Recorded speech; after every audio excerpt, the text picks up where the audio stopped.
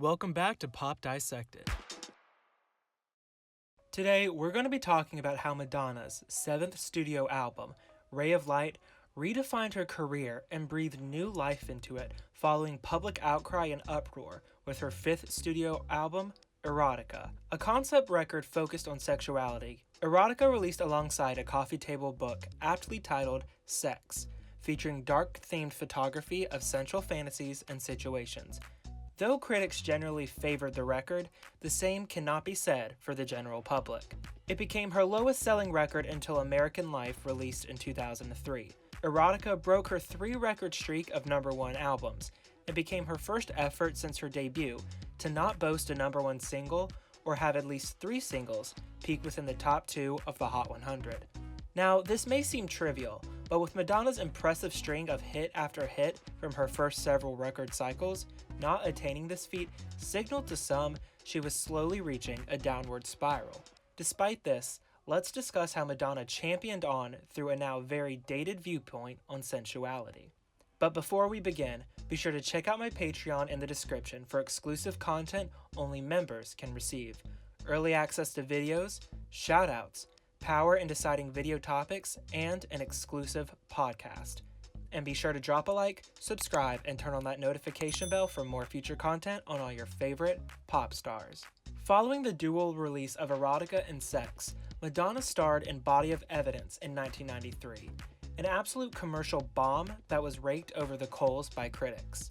That same year, Madonna would also star in Dangerous Game, in which she went ahead of the curve and decided to trash the film before any bad reviews called her out. However, her performance was much more well received in this film as opposed to Body of Evidence. Also that year, Madonna embarked on the Girly Show World Tour in support of Erotica. She pulled in 120,000 attendees at her show in Rio de Janeiro, ranking 20th on one of the most attended single concert dates ever.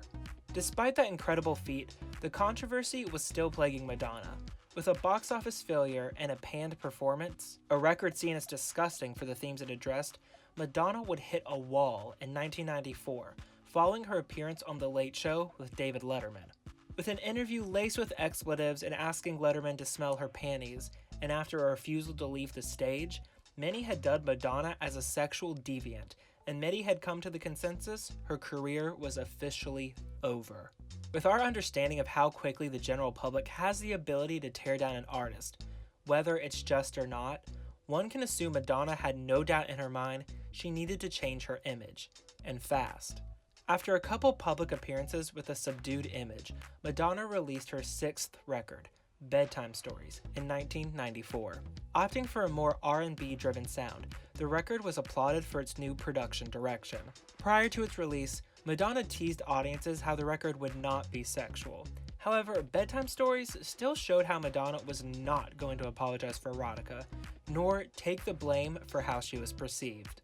Right in the middle of arguably her most controversial era, and what some consider to be her best era, many have expressed Bedtime Stories was the record that allowed Madonna to not only bridge into the experimentation found on Ray of Light, but was the record that let her show audiences just what a woman in the industry can be capable of. Despite her unapologetic nature and still finding new ways to creatively and personally push the envelope, Bedtime Stories would debut at #3 on the Billboard 200. However, it sustained a longer lifespan on the charts than Erotica. The era also saw the return of a #1 single, Take a Bow, and the #3 single, Secret.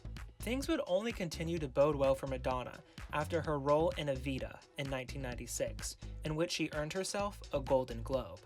Don't Cry for Me Argentina was also a success on the charts, peaking at #8 on the Hot 100. Think of it as comparable to a Shallow moment for Lady Gaga.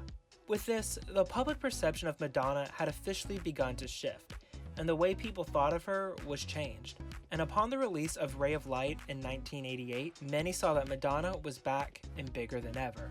After giving birth to her daughter Lourdes in 1996, Madonna's perception of the world and of fame began to shift as she became involved in Kabbalah, a school of thought found in Jewish mysticism.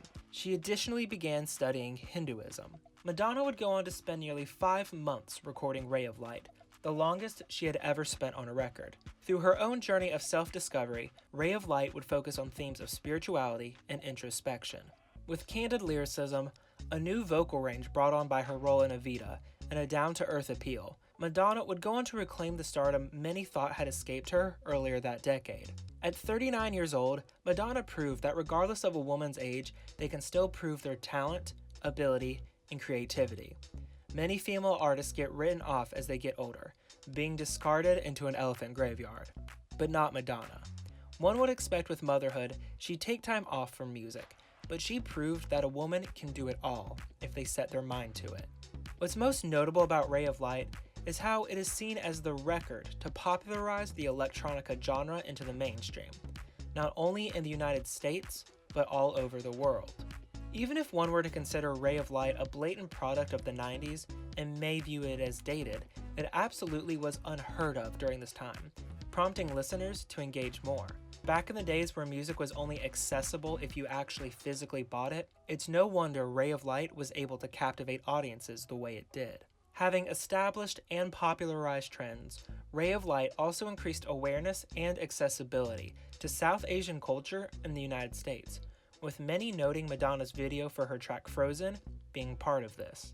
Ray of Light additionally proved Madonna's ability to redefine her own career, not just by shifting her image or branching into new genre territory, but by breaking ground once more. Madonna was able to prove the force she is with Ray of Light, due to the surge of boy bands, the rise of hip-hop, and the popularization of teen pop with Britney Spears and Christina Aguilera. Now, this is not to knock those genres or artists, but Madonna stood out against all of them with her newfound genre experimentation. Going off of that, Madonna was additionally able to contrast by showing a side of her that was built around adulthood and being a grown woman. With audiences quite literally experiencing her life as she grew older, this record perfectly showcased a newfound maturity. I believe that this record also proved that even if we want to write someone off or cancel them, even if they did nothing wrong, they have the ability to prove their worth as an artist. And that's not to say an artist has to prove anything to the general public by any means, but Madonna made it official for listeners.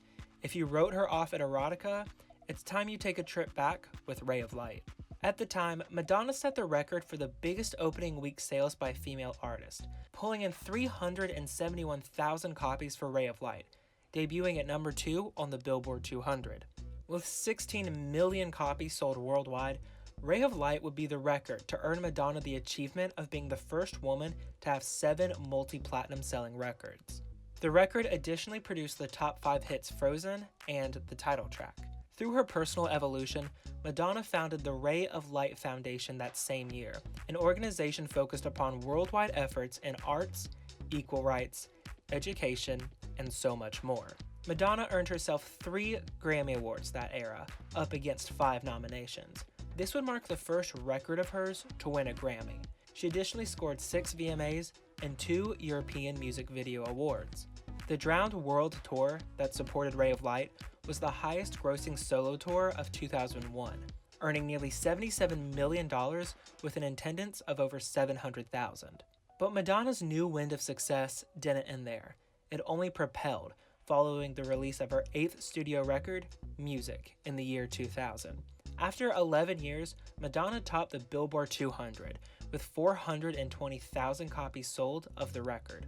Though Ray of Light had a different intention following spiritual discovery and motherhood, Madonna would expand upon her electronica sound with Music, focusing on playful anthems fit for the dance floor. This era would also be nominated for 5 Grammy Awards, and was noted for its emphasis on, well, music. Once more, Madonna was able to sonically stand out against everything that was being released at the time. Throughout her career, Madonna has always been a controversial figure. However, looking back, most controversy surrounding her comes from her daring to go against the grain. She's never been afraid to speak her mind, and rarely has she apologized for her work. Erotica's reception was from public disapproval of sex and anything sensual, when in reality, the record was about embracing sexuality, not making it something taboo. Erotica wasn't just about sex or being sexual, as it was painted out to be by the public. The record was to give a platform in the heat of the AIDS epidemic, as Madonna lost many close people to that disease. The record celebrated queerness, same-sex attraction, exploring one's own fantasies. With AIDS affecting a community that helped build Madonna up in her career, Erotica, if it be known for anything, was a record dedicated to that community. And though we can recognize it now, it's a shame back then that the public was too close-minded to see it, and essentially hit Madonna until she pulled out of those images and messages, for the time being. As Madonna did and still does consistently advocate for the LGBTQ+ community, cementing herself as one of the most prolific gay icons, not only in music, but in history. With her ability to transform herself an innumerable amount of times over a 40-year career, experiment endlessly with her music, never back down against her morals and beliefs, it's true to say that there is no one out there like Madonna. Thank you so much for watching, everybody. Be sure to drop a like, subscribe, and turn on that notification bell for more future content on all your favorite pop stars. And be sure to check out my Patreon.